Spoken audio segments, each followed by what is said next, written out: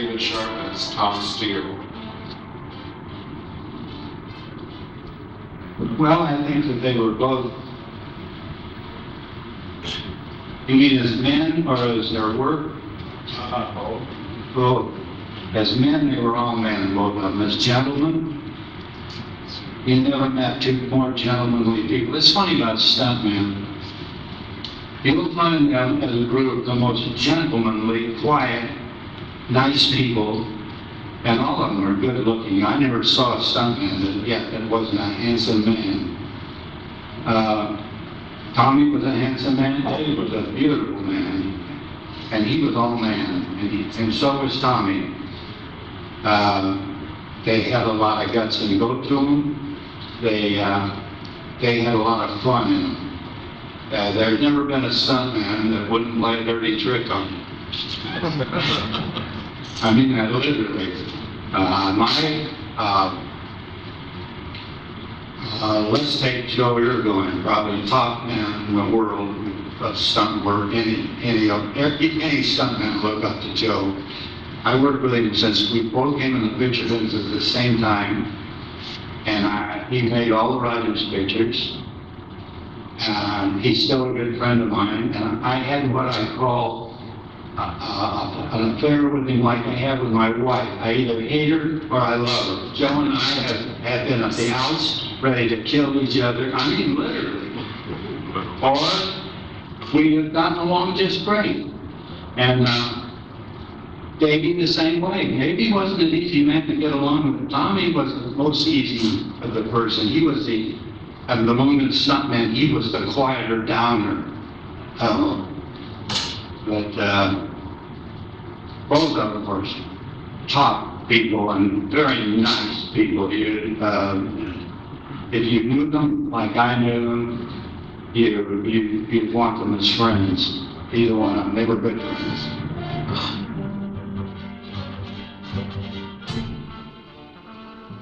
Dave Sharp, the greatest.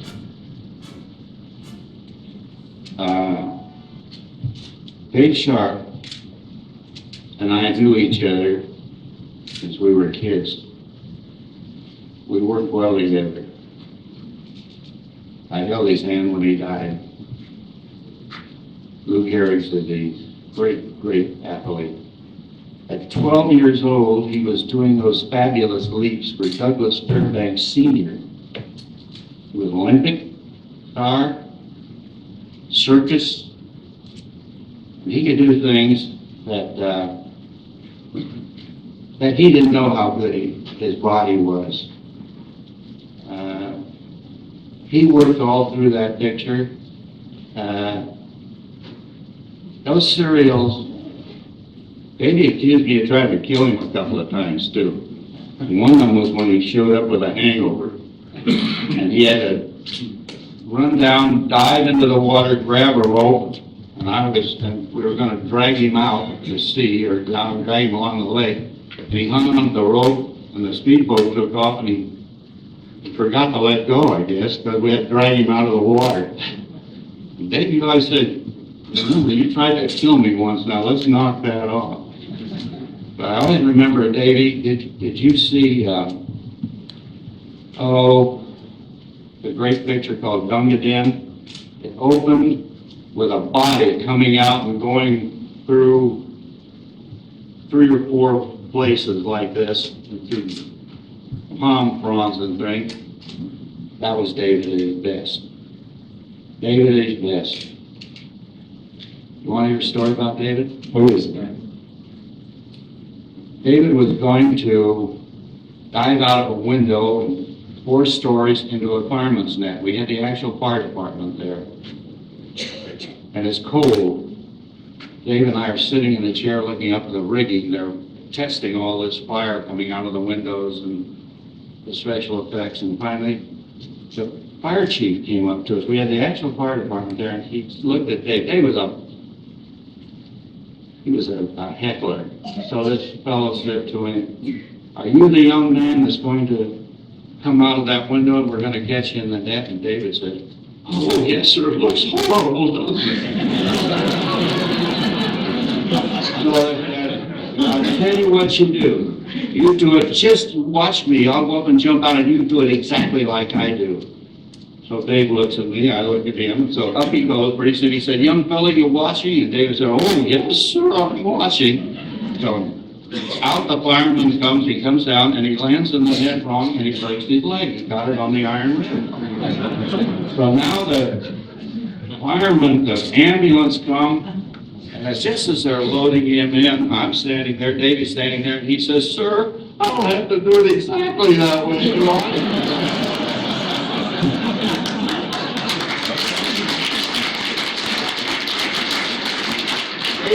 The cigar, and he would, just before the stunt, he'd take the cigar, lay it down, do these horrible things, come back, take one puff, and say, how was it?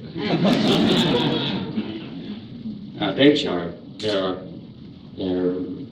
was beloved to me. He kept me working, I kept him working, and he was a little testy like our friend Yrigoyen once in a while. Yeah. But stuntmen are like your wife. You either love them to death or hate them. There isn't any in between. All stuntmen are that way. Here we go. Yes, ma'am. Yes, first I wanted to say, Bill, that you're just lucky that we four ladies weren't in the same movie with you, because we all would have ganged up on you.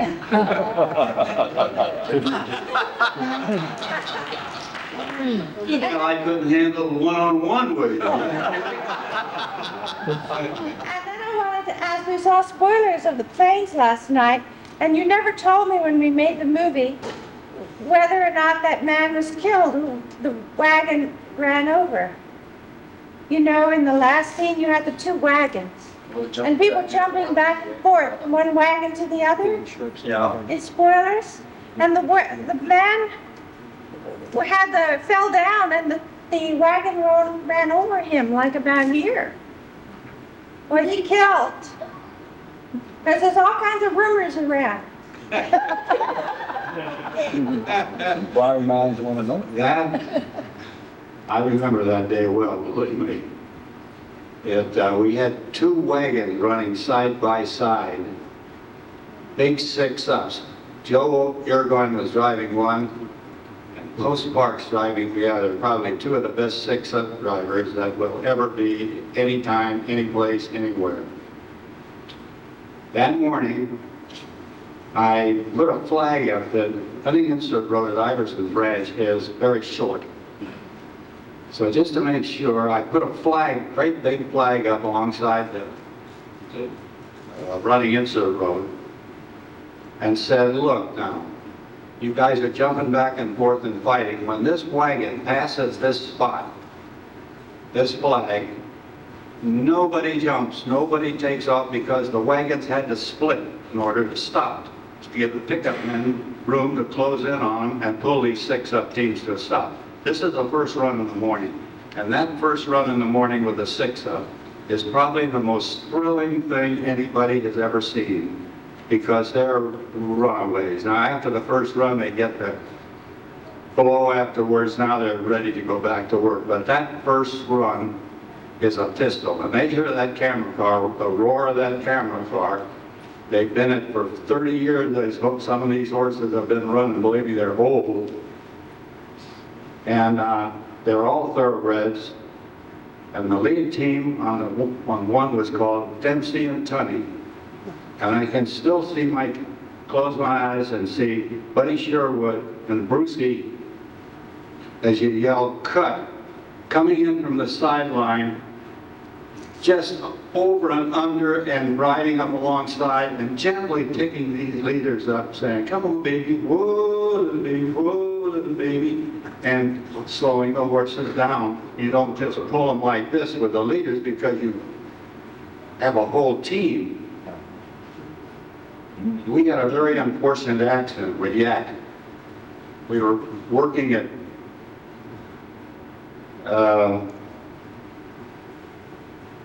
Walker Ranch, and at the end of the road is a tree.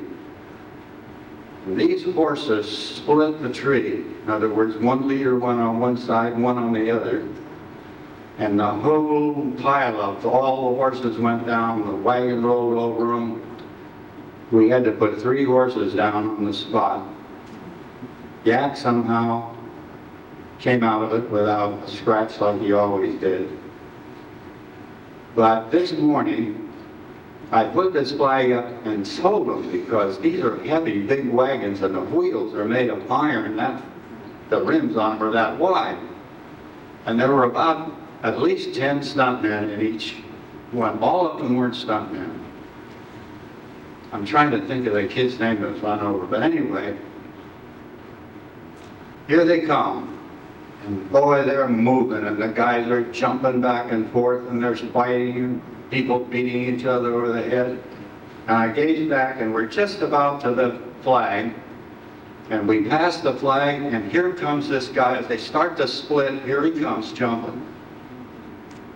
I thought the name was there, and I lost it. But anyway, when he hit the wagon, Dave Sharp took his foot and kicked him off. He wasn't going to make the jump. He was in the air when Davey kicked him off. No way was he going to come into the wagon. Davey reared back and with one foot caught him in the midair and kicked him back into the road. And with that, the wagon rolled over the top and he looked like a dummy. You've probably all seen the shot in one of the Rogers pictures. It rolled him like this. So naturally we get it stopped, and I run back and we bring the station wagon up, and he's conscious, which amazed me. And we put him in the station wagon as fast as we could. We had a first aid man there, and they shipped him off. And we went on with the day's work. There's nothing I can do for him. He's got to go to the hospital. That night, I went to the hospital to see him. All he had was a broken hip. And that wasn't even broken very badly. Later, it wasn't 6 weeks, he was back riding again. I can't think of the kid's name, good-looking, dark-haired boy, but he wasn't a stuntman. He's just one of our usual cowboy riders. But we figured out that the only thing that saved him, Post had a wagon in it. It was Post's wagon that ran over him. Of course, Post didn't know it at the time, but the wagon was turning away from him, so all the weight of the wheels were on the inside. And there was no weight on it, so all he did was just happen to catch one of those wheels. But it hadn't been for Dave Sharp, he'd have been right underneath the wagon on his back. As it was, Dave kicked him off straight back, and he landed and went forward, fortunately, not backwards. But it was a very bad morning. Yes, then he came through it in flying colors, and I wish I could think of his name, and if I think of it, I'll tell you.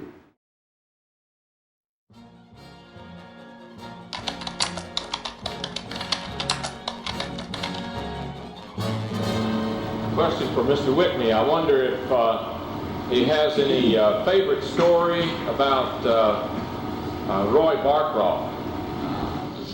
Yeah, I got a story about Roy.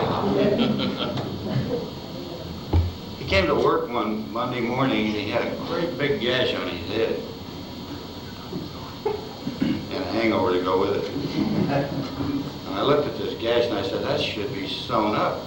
A little late now, but it should have been sewn up, Roy. But well, I got into a beef with my brother-in-law, and I went outside and my wife locked me out. She wouldn't open the door for me, so I kicked the door in. I says, you know, I've made too many westerns just know I shouldn't rush through a door. And he said, I rushed through the door and my brother-in-law hit me with a baseball bat. True story, Roy was walking down the street one day, minding his own business.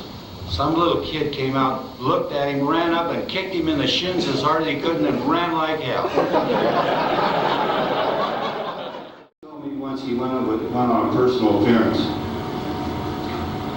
And after it was over, he walked out of the back door, and there was some little kid waiting for him, and he ran up and bit him in the leg. The study I think I ever saw in my life was Roy Barcroft. I swear, Billy could sit down and write out 3 pages of longhand dialogue and hand it to him, and he could walk over behind the set, come out in 5 minutes and do 1 take. And that's sober. You should have seen him loaded. Will you share your memories of working with John Carroll on Zorro Rides Again? Well, that's those little things there again. John Carroll. John Carroll came to our studio, and he had just finished a very important picture at RKO called The Gaucho. A gentleman named Sid Rogel was the head of the studio at that time. One tough hombre. After they finished the picture, they let Carroll sit. And he sat and sat and sat. They didn't have anything else for him to do. One day he went in Rogel's office and he said, he had this very southern accent. He was from Louisiana or someplace. I think 90% of us was put on. But he said, Mr. Rogel, I've been sitting and I don't like it. He says, I'm under contract and I've been a success and I tell you, I want a picture. So he says, you're under contract. Mr. Carroll, is that right? He says, I'm under contract and you know it. You gave me the contract. Secretary, bring in Mr. Carroll's contract. So pretty soon here she comes and he said, and Mr. Carroll, here's your contract. He tore it up and we got him after that. The first thing that we're on location a couple of days later and we've got a cannon on a rock. And Roy Wade, the special effects man, and in those days the prop man, said, John, let me show you how to fire this. He says, I know how to fire that. He said, we have race riots down there all the time. I know all about that. Well, Roy looks at me and I said, let him fire, Roy. Well, he torched it off and it kicked back and knocked him off the rock about 15 feet. And that was my introduction and it got better from there on. He said, after the war, I saw him and he said, Billy, you still dislike me? And I said, well, I don't like you anymore, let's put it that way, John. I said, John, I understand that you bought a new Navy on, which is an airplane, and I fly. Now he put this out that he'd been a pilot, that he'd done all these things. And I said, what kind of instruments? He says, I don't know, a lot of little balls go round and round and round. That's John Carroll.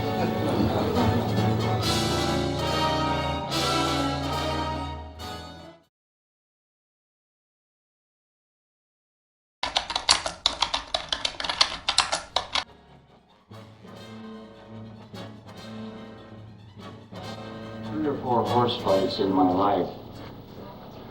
And a horse fight between two studs is rather dull. They drop to their knees and try to get like a Marine to somebody's undersides as quick as they can, strangely enough. And with this, we got the two studs and we put wires on them to face each other. We cleared the set so there was no noise except Glenn Randall, a couple of wranglers, and myself, and turned the double studs loose. And we teased them a little bit, and they went to it. But we kept them from kicking with their rear feet. We kept them facing each other with wires as long as we could, and then when they got away from us, we'd break it up with a couple of cowboys that like pickup men riding in and running between them. But all of those scenes, Glenn Randall, when I first met Glenn, he was a little old kid from Bakersfield, and we both learned together literally, because I've been with horses all my life since I've been a little kid. He was already a pretty doggone good trainer, And if Glenn was sitting here, he would probably tell you just what I'm saying. We taught each other. We fought alike. He had a son named Corky. Corky made the pictures, the Black Stallion. And Deb and I stopped at Tucson on our way home from Mexico once, and we went to old Tucson where I made a few pictures. And Corky was making a picture there, and he said, he saw me and he came running over and he said, "Oh, Billy, I just finished the most horrible picture called The Black Stallion. I had a director that didn't know anything about horses, and I've had the most terrible time I've ever had in my life." The director should understand what a horse can do and what he can't. Rex will back me up on this. There's so many little phases of horsemanship.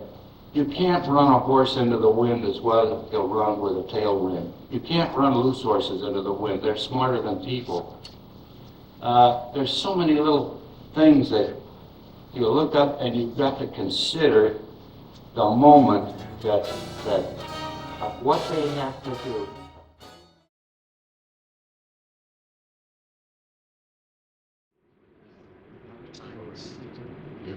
Well, I can tell you something, I hate bears. Whenever I see a bear in a picture, from the script, writing there, I go, the first thing I do is say, let's change it to wolves. Tigers, anything but a bear. They are the most unpredictable pieces of equipment that God ever made. On a big cereal called, come on, one of you guys should know what a Clyde Baby cereal was. Darkest Was it lost? No. Darkest Hour. Clyde Baby was a hell of a guy. This guy was 100% man. He was only about 5'4", 5'5".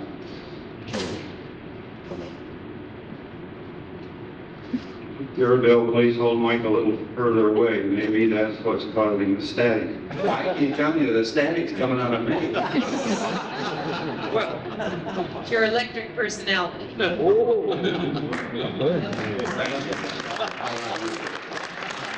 It's electric. Was I going to say something? Something there. What was I talking about? Bear. Baby. Oh, God, what a guy this was. Oh, I'll tell you, the crew had more respect for this little man than anybody I'd ever seen, including me. We were working after dark, at night. I was not directing this picture, but with Breeze Easton. And we were working after dinner. Now, animals don't like to work at night for some reason or other. They're a night animal and they don't like to be heckled at night. And we had this big Canadian bear. God, he would, I guess he might have been so weighed 800, 900 pounds. And we're in a compound with steel deal, but all the things are brushed in so you can't see the bar. And they turned this bear loose and the trainer went into him.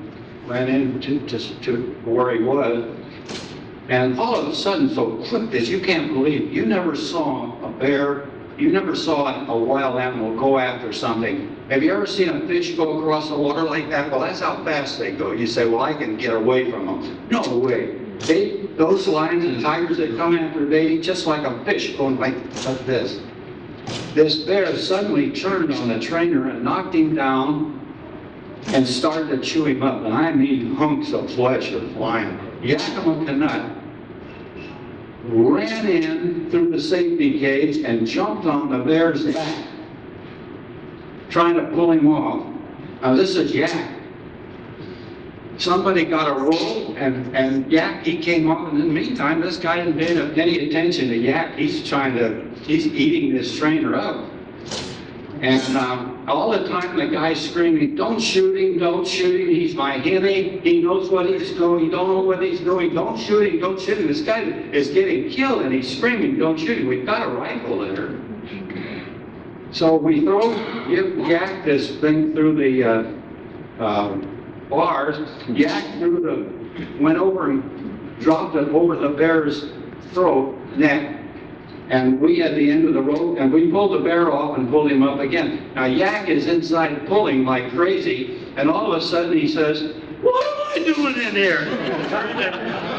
Ran out of the safety gate. And we took the guy to the hospital. He lived. And then there's the famous story of Keith's Papa, Bob Livingston. Picture. We had a bear. Bob got a scene to do with the bear, and he said, "Yeah, I don't know about this scene with the bear." The bear, it's lunchtime, we're all sitting on a little hill, and the bear is tied to a tree, going like this. Bob said, "I don't know about that." So the trainer's sitting there. So the trainer says, he put his hand down, and he said, walked over to the bear, and he said, "Stand up and kiss Papa." And he put the guy's nose wrong. Now, flashback to Yakima Canuck. About a week later, he goes over to RKO on an interview. The interview is to wrestle a bear. So the guy says, "How much do you want, Yak?" And Yak has a fabulous figure of, something like $10,000 or something. The guy said, "Well, that's ridiculous. This is a tame bear, Yak." And Yak says, "There are no tame bears." And he said, "Look, talk to the trainer." It lost the guy with no nose.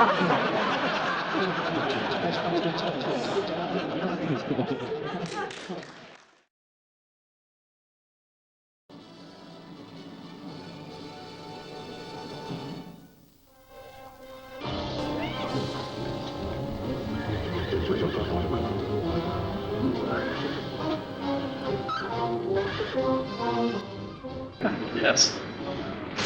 Witney, last night I saw 5 films ringing at my door, and I wish you would share a little bit with us how you got that horse to attack during that scene in the corral and thereafter, and who were the stuntmen involved in working. Those stunts you saw in that picture are very specialized. I don't know whether you know it or not, but there were a lot of tricks used in that whole sequence. You probably didn't catch them because they were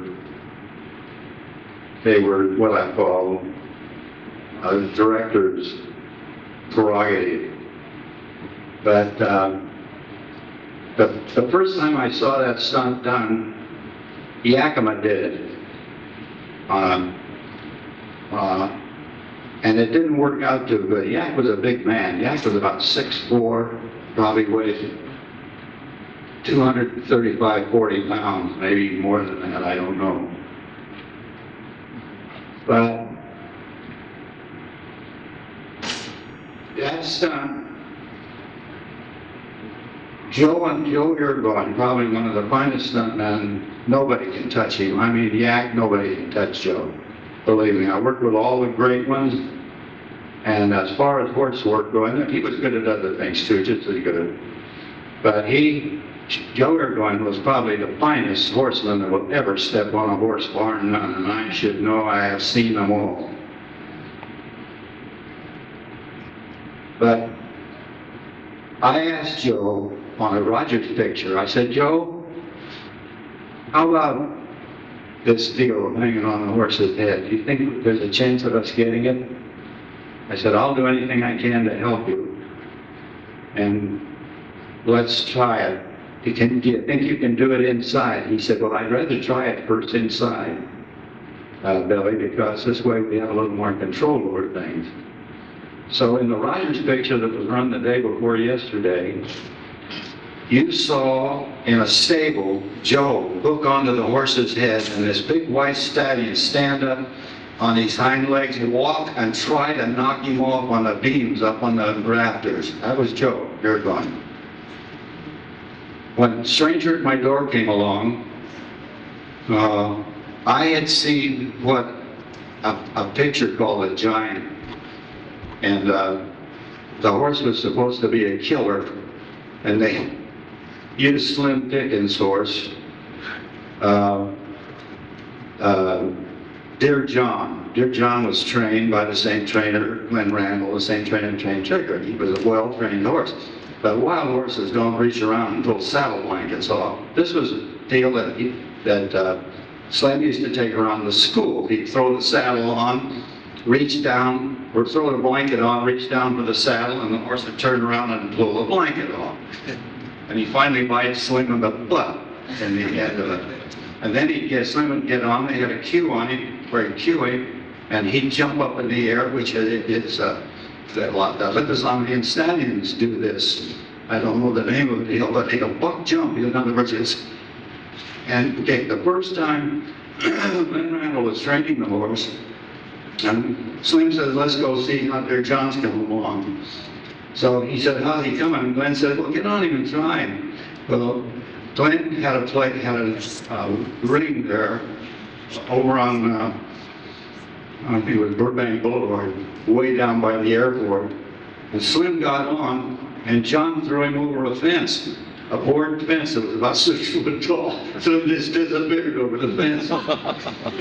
But this is my idea of a horse going wild. So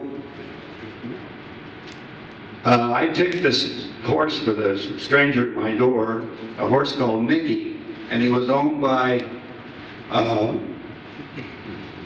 Cagney, Jimmy Cagney, strangely. Now he's thoroughbred, big thoroughbred horse.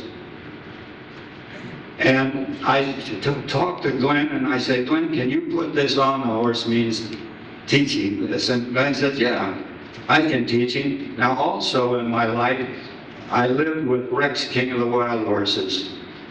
This was one of the most animated, wildest horse you've ever seen. He was trained, he had come out of a boys' school in Flagstaff, Arizona. The trainer, oh, I can't think of his name right now, but he had found that when he cracked a whip, that all whips are all horses are whip trained. But after they're trained, they never touch them with a whip. They're cued. You can go to a circus and you'll see the cue horses and everything with the whips. They don't hurt their horses. But this horse, he found that this horse would charge him. When he cracked the whip, this horse would charge him. And I mean charge him. I saw, and you got out of the way. I mean, we got crying on the set, Rex is loose. And I saw him chase a little actor under a car, drop down on his knees and try to get to him with his teeth. It wasn't funny. Rex was loose. He climbed a tree, got in the nearest car, and it was thrilling, believe me. Being a horseman myself, I really appreciated this horse.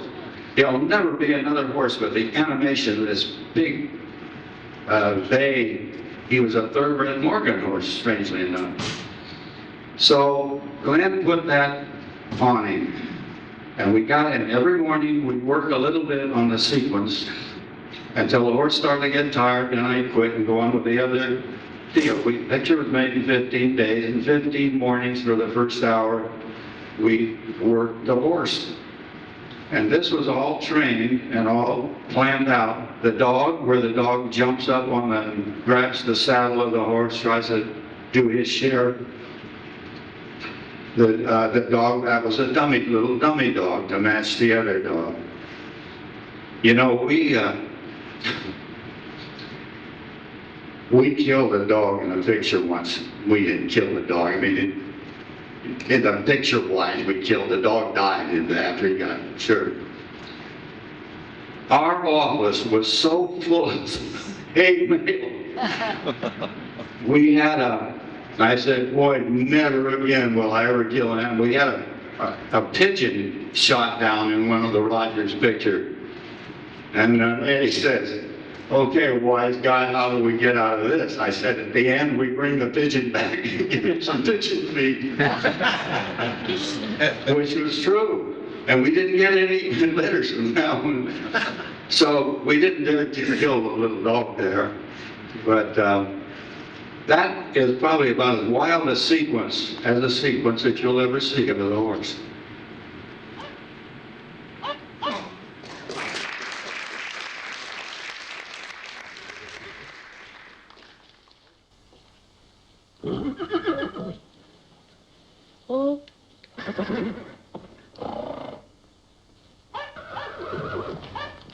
come away from that horse.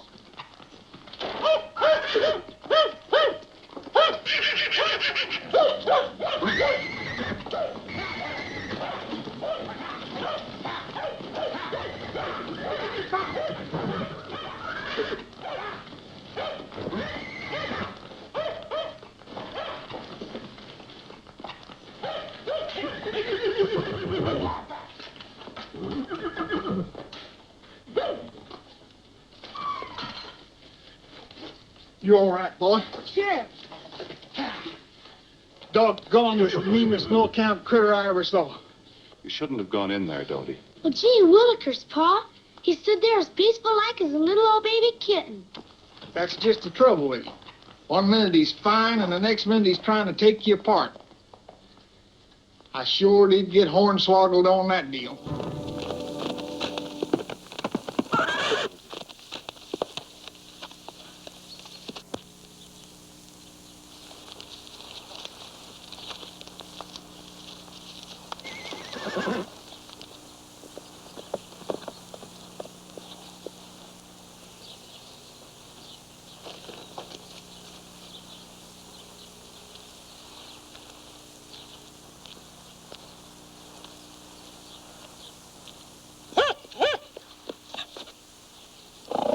Easy. You got nothing to be afraid of. Oh, oh. Oh. Oh, boy.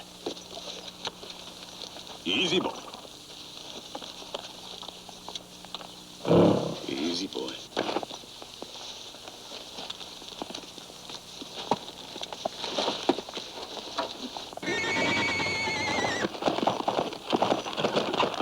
Hang on, Pa, hang on.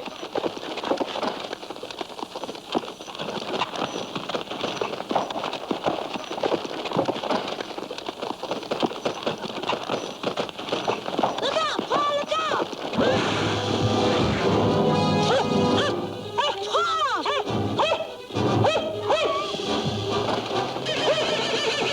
Run, Doty!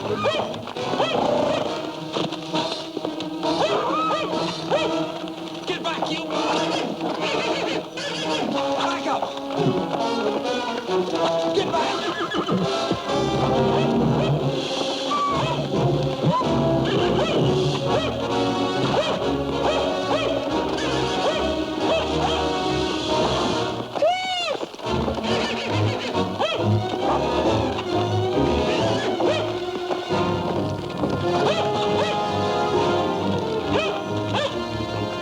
No, don't kill him. Are you crazy?